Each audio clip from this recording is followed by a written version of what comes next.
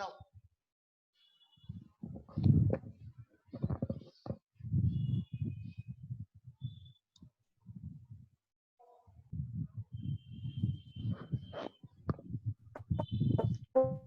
ওয়ালাইকুম আসসালাম স্যার, আপনি?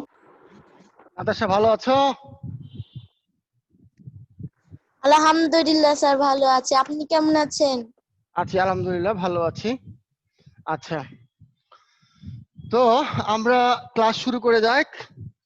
আজকে আমরা রিভিউ ক্লাস আর আলোচনা করব, অর্থাৎ আমরা মোটামুটি সবগুলোই আজকে রিভিশন দিব।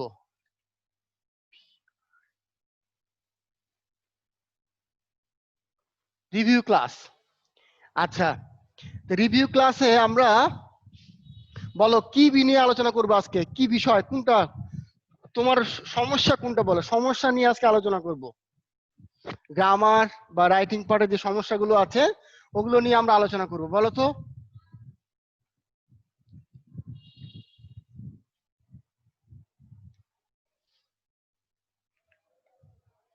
আমরা আমাদের পরীক্ষাতে ন্যারেশন থাকবে,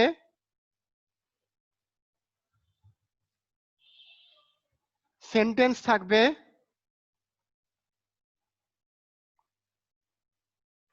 তারপরে টেন্স থাকবে,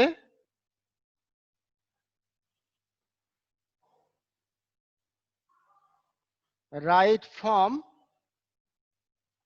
অফ ভার্ব থাকবে,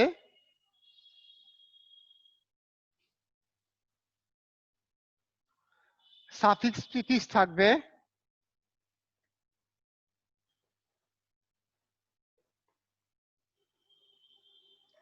পাংচুয়েশন থাকবে,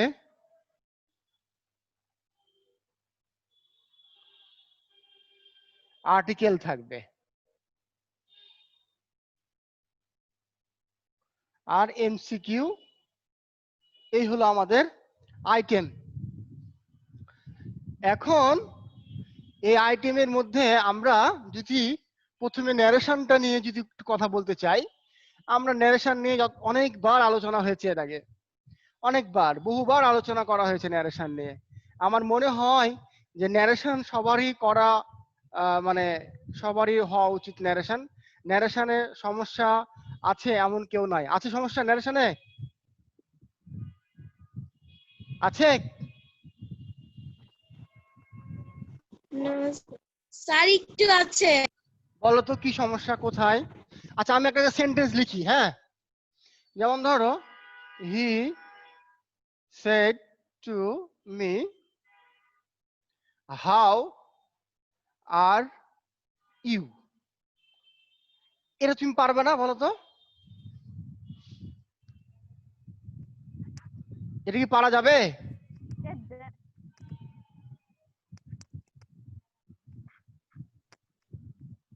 ইয়েস স্যার। বলো। তাহলে প্রথমে কি লিখবো? He asked me. হাউ লিখে দিলাম, how. You second person, me থেকে I, how I was. Clear? অর্থাৎ আমরা ইন্টারোগেটিভ সেন্টেন্স, এটা জ্যোতি বুঝতে পেরেছো?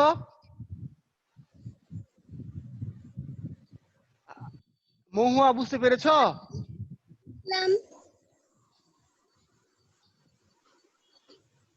আচ্ছা, বলো স্নেহা, বলো আর কোন সমস্যা আছে? তাহলে আমরা কি বললাম ন্যারেশনের? আমরা বলেছিলাম অ্যাসার্টিভ সেন্টেন্স,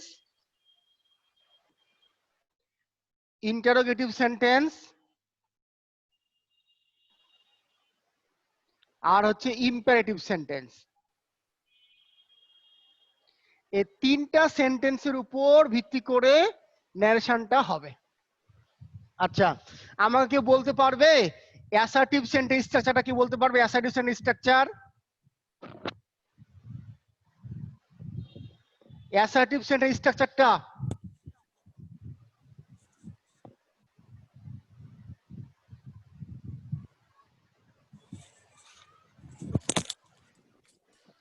অ্যাসার্টিভ সেন্টেন্স স্ট্রাকচারটা কেউ বলতে পারবা?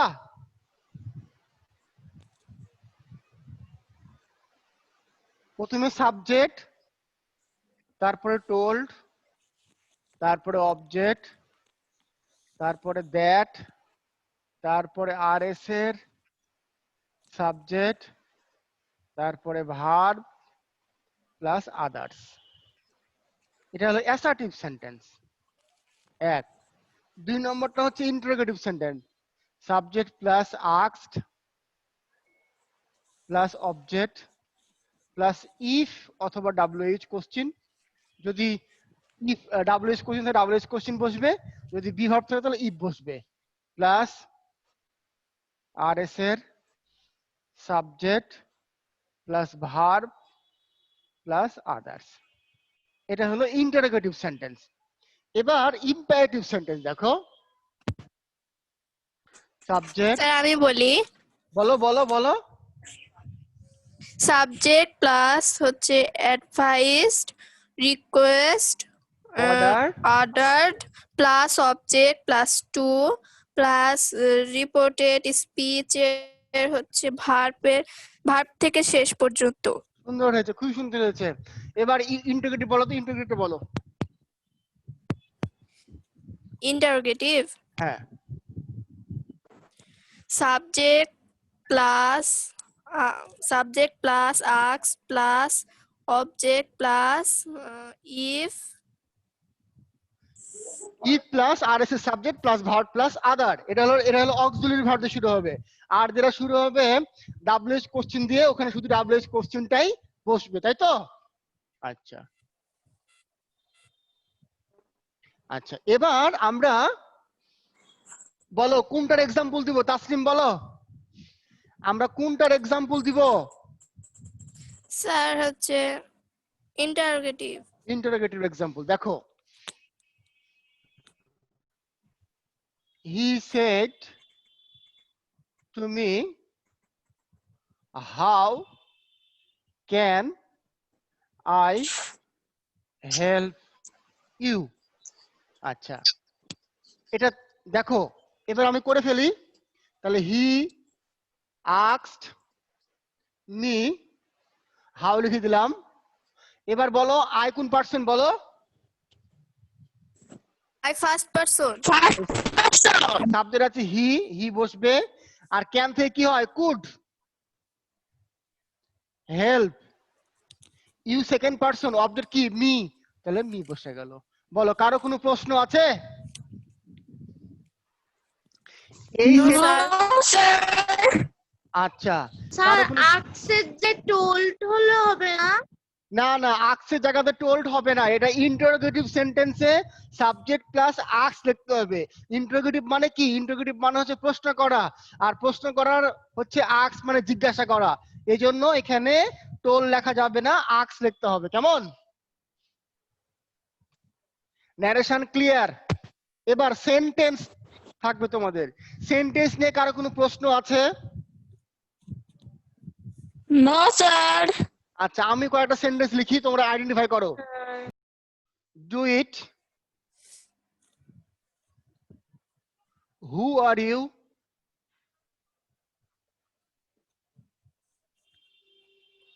মে I come in,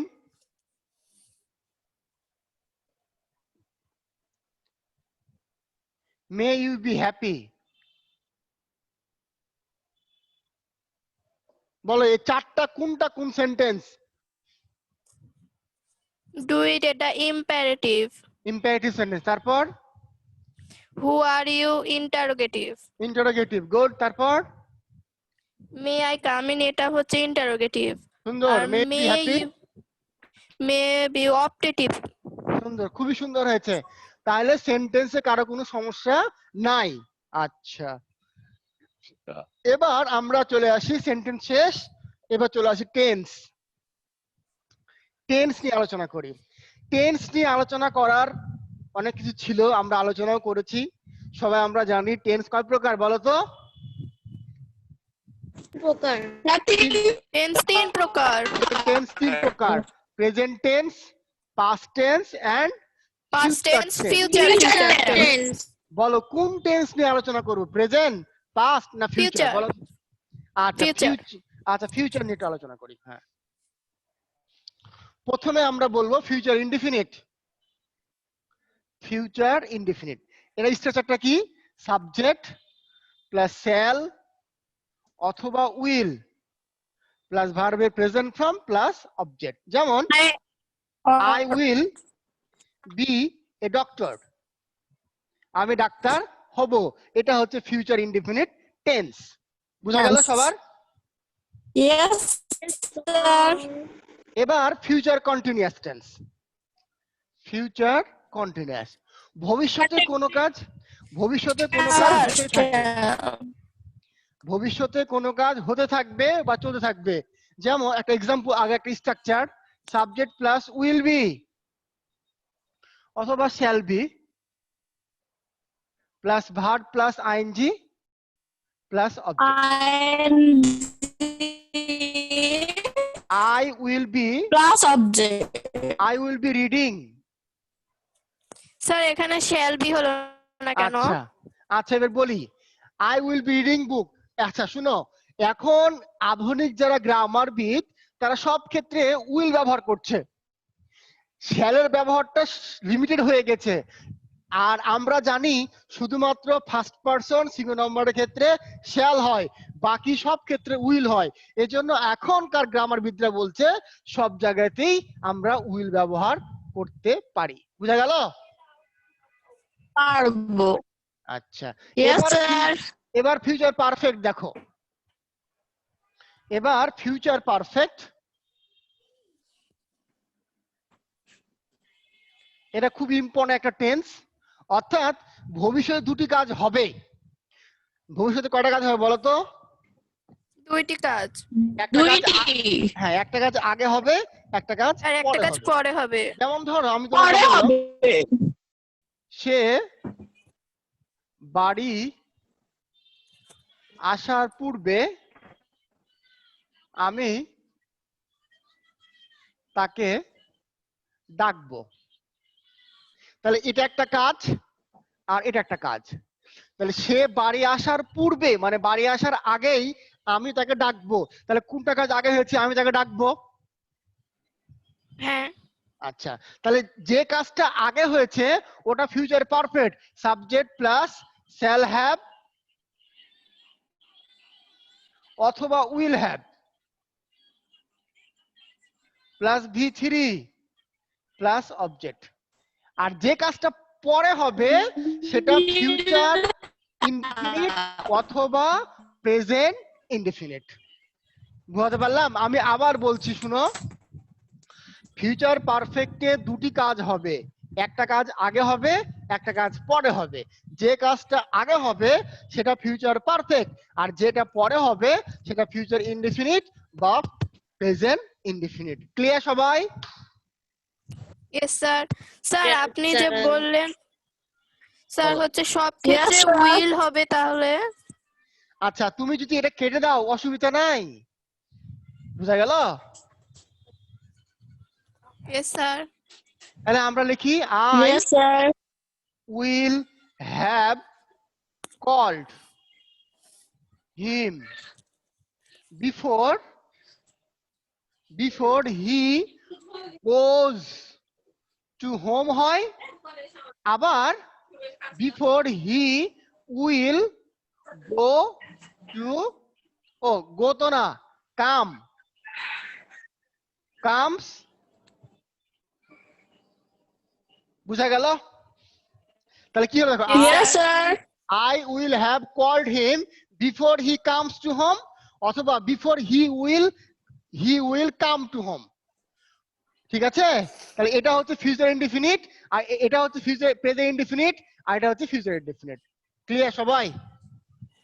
Yes, sir. Yes, sir. কারো প্রশ্ন আছে?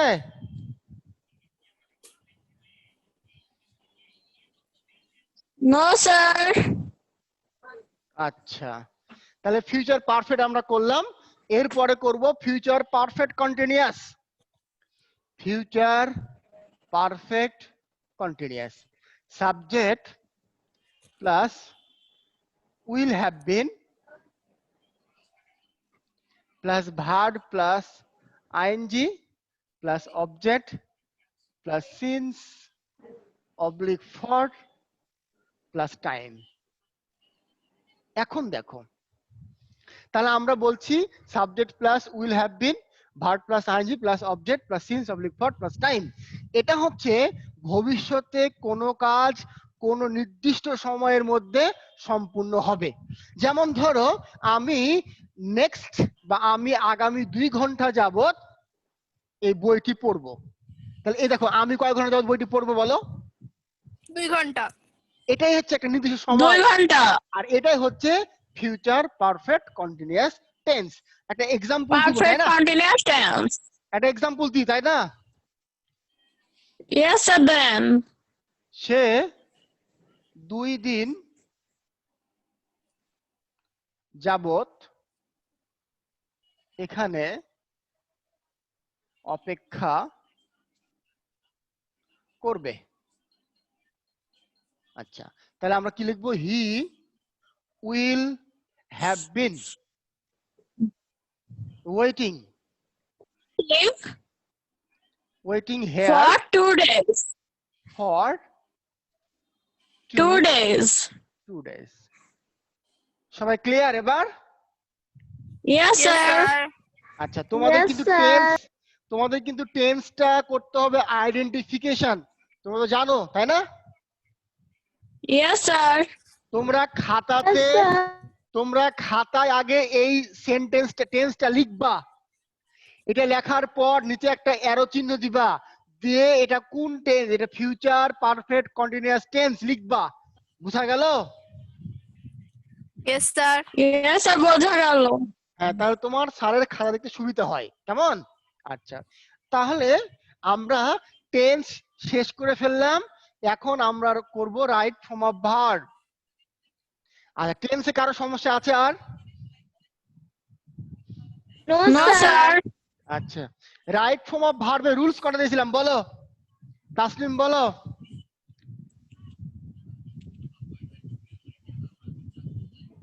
স্যার মনে নাই। মনে নাই? আচ্ছা, একটু আমরা রিভিউ করি। আমরা বলেছিলাম 1 নম্বরে বলেছিলাম নরমালি, ডেইলি, ওকেশনালি, রেগুলারলি। তাহলে কোন টেন্স হয় বলো তো?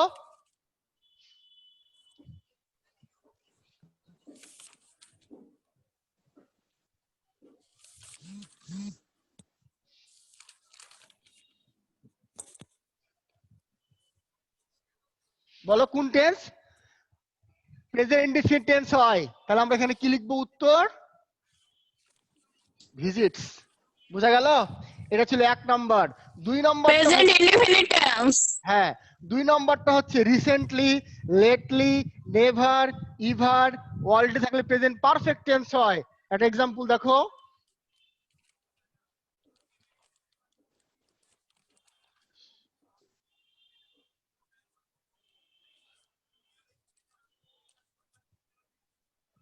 Have done. বুঝা গেল?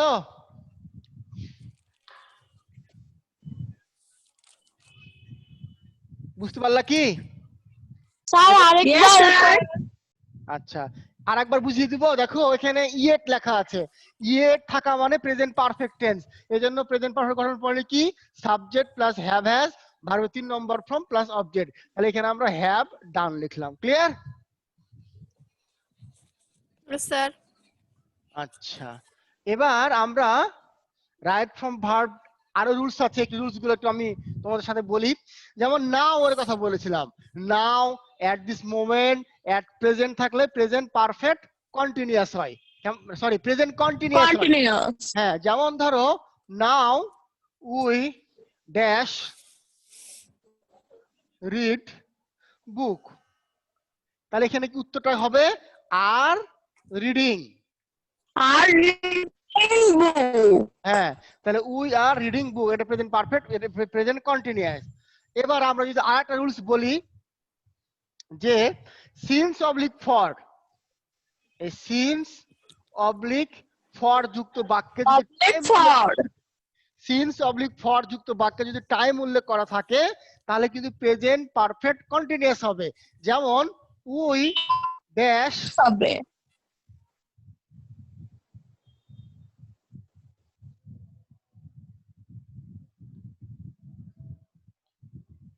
Last hour.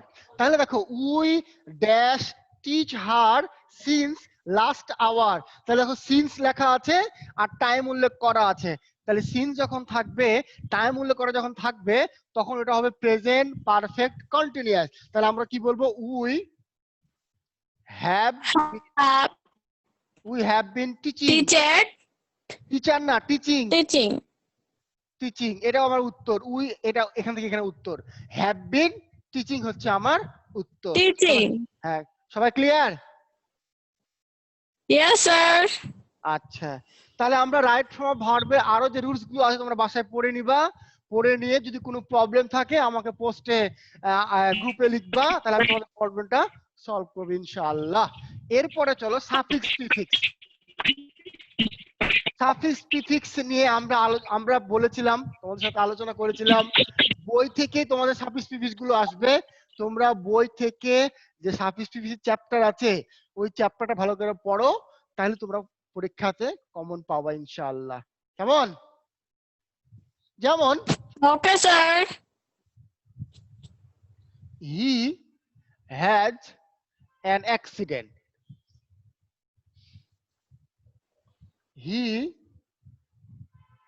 Is dash able to walk. তাহলে বলো এখানে সাফিক্স হবে না প্রিফিক্স হবে? বলো, সাফিক্স হবে না প্রিফিক্স হবে? বলো। সাফিক্স হবে স্যার প্রিফিক্স হবে আনাবল। আনাবল হ্যাঁ, এই যে অ্যাবলের পূর্বে আন বসছে, এই আনটা হচ্ছে প্রিফিক্স। প্রি মানে পূর্বে, পূর্বে যেটা বসবে ওটা হচ্ছে প্রিফিক্স, আর পরে যেটা বসবে ওটা হচ্ছে সাফিক্স। আর পরে যেটা বসবে সেটা হলো সাফিক্স সাফিক্স, হ্যাঁ। সবাই ক্লিয়ার? ওকে, ইয়েস স্যার নেক্সট টপিকে যাই। Punctuation mark. পাংচুয়েশন মার্ক তোমাদের সাথে যথেষ্ট আলোচনা করা হয়েছে। একটা প্যাসেজ আকারে আসতে পারে, একটা ন্যারেশন আকারে আসতে পারে, তোমরা দুটোই পড়ে থাকবা। আমি একটু বলি, যেমন হি said to me I am happy। দেখো দাড়ি কমা ফুল স্টপ কিছুই নাই, এটাই পাংচুয়েশন, বিরাম চিহ্ন বলি এটাকে আমরা। এখন এটা আমরা কিভাবে করব? দেখো এটাকে আমরা বড় হাতে লিখবো, এই হি লিখলাম, said to me। এটা যেহেতু রিপোর্টেড ভার্ব, যেটা কমা দিব আমরা, আমরা জানি রিপোর্টেড ভার্বের পর একটা কমা হয়, তাহলে আমরা এই কমা দেওয়ার পর একটা ইনভার্ট কমা শুরু করব। আইটা লিখবো বড় হাতের, আই এম হ্যাপি। বলো, কারো কোনো প্রশ্ন আছে? নো স্যার আচ্ছা, প্রশ্ন নাই। এরপরে আমরা চলে যাব আর্টিকেল। আর্টিকেলের ব্যবহার নিয়ে আলোচনা করব। আমরা জানি আর্টিকেল দুই প্রকার, একটা ডেফিনিট আর্টিকেল, একটা ইনডিফিনিট আর্টিকেল। আমরা জানি যে এ এন্ড ইন্ডিপেন্ডেন্ট আর্টিকেল হ্যাঁ আর্টিকেল বলে। তো আমরা এর ব্যবহার জানি, এর ব্যবহার। আমরা এন এর ব্যবহার জানি, আমরা দায়ের ব্যবহার জানি। একটু তোমাদের সাথে রিভিউ করতে চাই আমি। আমরা সবাই জানি যে ভাওয়েলের পূর্বে কি হয়? বলো, ভাওয়েলের পূর্বে কি হয়? এন হয়। এন হয়। আর কনসোনেন্টের পূর্বে কি হয়? এ হয় এ হয়। বলো ভাওয়েল কয়টা? পাঁচটা পাঁচটা। কি কি? A E I O U. A E I O U. তাহলে এই পাঁচটা ভাওয়েলের পূর্বে আমরা এন বসাবো। ইউ বাকি যে 21টা কনসোনেন্ট আছে এর পূর্বে আমরা এ বসাবো। এই হচ্ছে মোটামুটি। তারপরে আমরা জানি যে ভাওয়েল যদি কনসোনেন্টের মতো উচ্চারণ হয় বা এ বসাবো এ বসাবো। হ্যাঁ, দেখো যেমন ইউনিভার্সিটি খুব পরীক্ষাতে আসে, ইউনিভার্সিটির পূর্বে একটা গ্যাপ থাকে। দেখো এই ইউনিভার্সিটির ইউটা কি ভাওয়েল না কনসোনেন্ট বলো তো? কনসোনেন্ট কে কনসোনেন্ট বললো? স্যার ভাও এই আয়ু এটা ইউ না? ইউটা কি কনসোনেন্ট গাধা? এ ই আর আই ভাওয়েল ইউ, এটা ভাওয়েল। তাহলে দেখো ভাওয়েল থাকা সত্ত্বেও কিন্তু এখানে এ বসবে কেন? কারণ এই ভাওয়েলটা এই কনসোনেন্ট মানে ইউ এর মতো উচ্চারিত হয়েছে। হস্যই হস্য, এর মতো। হ্যাঁ এই ইউ এর মতো উচ্চারিত হয়েছে। আবার যদি বলি আমব্রেলা,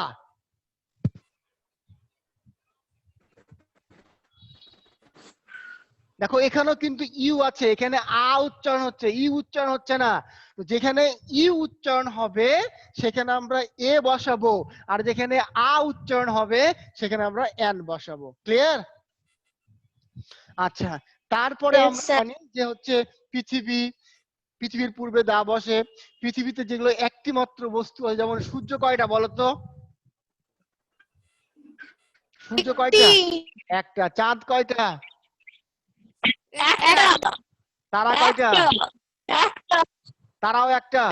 অনেকগুলো। অনেকগুলো। হ্যাঁ, অনেকগুলো।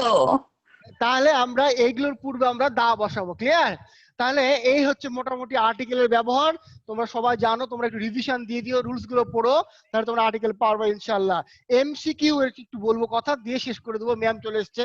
এমসিকিউ তোমাদের 10 মার্কের এমসিকিউ আসবে পার্টস অফ স্পিচ থেকে, পার্সন থেকে, আর জেন্ডার থেকে। আমি জানি তোমাদের কোনো সমস্যা আছে বলো তো এমসিকিউ এই পার্সন, জেন্ডার, নাম্বারে কোনো প্রবলেম আছে?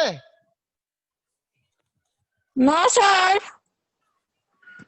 ঠিক আছে, তাহলে ক্লাস আমার আজকে এ পর্যন্তই।